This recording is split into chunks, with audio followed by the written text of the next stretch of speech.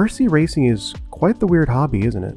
Instead of spending our weekends at the bar or perhaps at some sports game like normal people, we decide to spend our hard-earned dollars and precious free time racing toy cars around a scaleless track with the fellas from sunrise to well past sundown.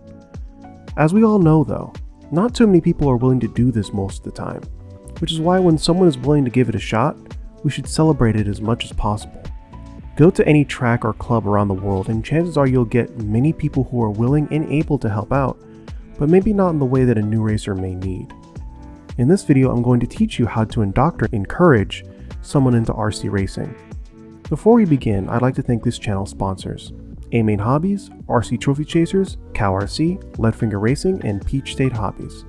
Anything you guys purchase using the links in the description below will directly support me as well. Also, since this will be more of a video essay with heavy emphasis on the essay part, there's going to be a lot of B-roll and not a whole lot of visual aid in this video. So sit back, enjoy the jazz, and let's get started. There are many different avenues someone may take interest in racing their RC cars. Sometimes it's via a post online they saw that looked cool. Maybe they got tired of only running their car in an open field and wanted to do something a bit more engaging. Maybe they just saw the track on Facebook and decided to check out to see what was going on. Or perhaps they saw that cool little RC track in the back and wanted to give it a try. This is by far the most crucial part of this process we're trying to cultivate, and where we need to put our best foot forward. You may not be exactly a social butterfly, believe me, I wasn't when I first started this hobby either, but try to be inviting and helpful without being overbearing. It's a delicate balance that needs to be struck by allowing someone to grow on their own, but lending a helping hand where it really counts. The first impression of what driving on a track is like is everything, so make sure to make it a seamless and enjoyable experience. If they come up to you and ask questions, even better, answer them to the best of your knowledge and honesty. No sponsorship speak, no brand politics that will go over their head. Give that new racer the best advice you could possibly give with the tools and information both of you have. If you see someone rock up to the track with their Traxxas Slash or Arrma Typhon though, don't make the first piece of advice you give them to sell it and buy something else. Nor do you want to talk about how expensive everything you bought is. Trust me, we'll get to costs later. Instead, try to help them in ways that count in both them teaching them driving techniques and what racing hardware to use. If you have a set of tires that you don't need but crucially will work on that track, allow them to use them. Chances are this will dramatically improve their driving confidence from the get-go because, as we all know, tires are like 80% of your setup. One thing I like to do sometimes if someone is really new is to try to get them to follow me on the track at a steady pace. Now of course I'm not trying to go at race pace. What I will do is go at a pace the new racer may consider to be their limit or at least very close to it. This way they can learn to drive very close to their limit for a certain amount of time. Again, this is a delicate balance. You don't want to go too fast and leave the new racer in the dust and discourage them. But you also don't want to go so slow as to be insulting to them. Going back to the supposed new racer's equipment, take a quick look to see if there's any underlying issues with their equipment holding them back, or try to see if their setup is completely off and change it for them.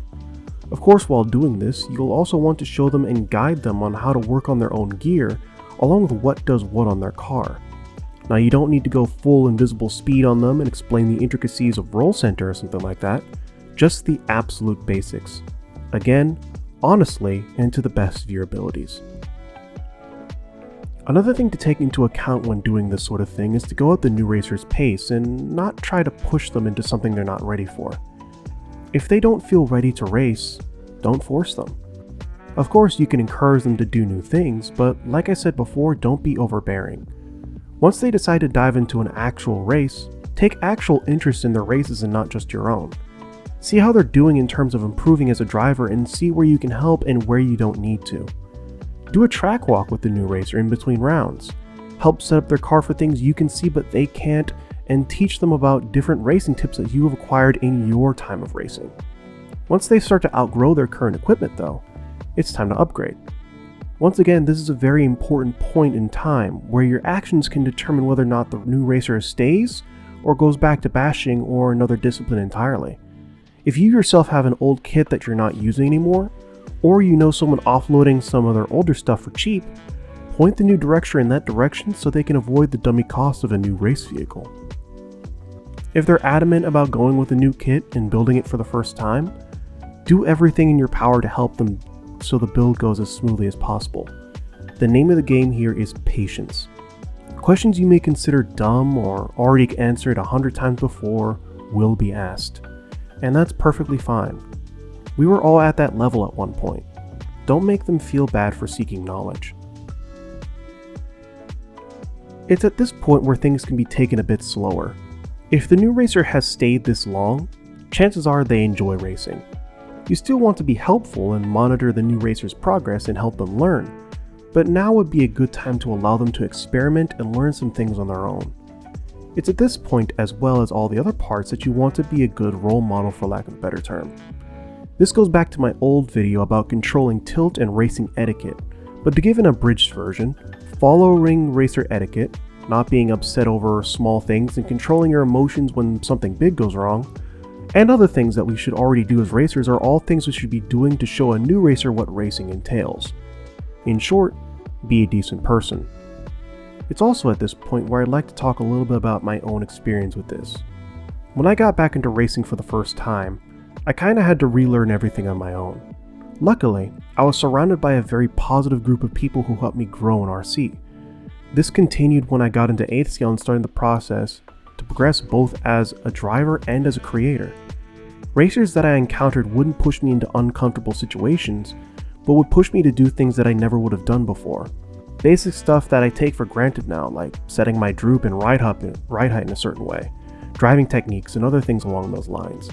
Luckily, even though I wasn't unaware of RC drama, I was generally taught by other racers not to let it affect your outlook on racing as a whole. Chief among all of this, though, is the fact that I never really had to deal with too many people that were overtly negative for no reason at all at an actual track. Of course, I had to deal with negativity as a content creator on YouTube. That's just part of the deal. But overall, as a racer, those things don't really happen around me too often. This leads me to the main subject of this video. We as racers have a responsibility to always put our best foot forward when approached by newcomers to the hobby, no matter their background or knowledge level. If you're a current racer and you've been doing it for a little while, find someone you know is newer to the hobby and maybe struggling in a certain area.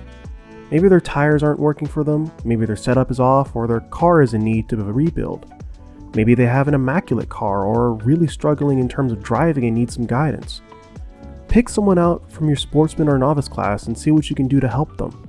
Once again, try to avoid selling them some product or avoid the sponsorship speak.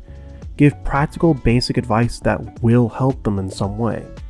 If you made it this far in the video, this is my homework for you to go over Christmas break, and it's due when we get back towards the new year. If you enjoyed this video and want to see more, be sure to hit the like button and subscribe to the channel. Both are free and really help me keep me motivated to make these videos more often. If you want to support me another way, be sure to check out my Patreon. Speaking of which, I'd like to thank my patrons Michael Williams, RC World Discord server, Casey Nix, Dave Armstrong, Rob Bedingfield, Caden Merks, Ian Petrie, Buddy Howell, Jeffrey Kunz, James D. Anderson, Shane T. Ruth, Gable Barber, Maxim RC Hobbies, and especially Morrison Watt. Thanks for watching, and I'll see you next time.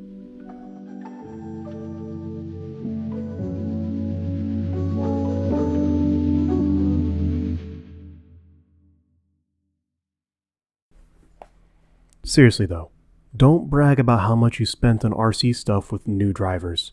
It really puts them off and makes them question about whether or not they even want to bother spending that much money. I know I did.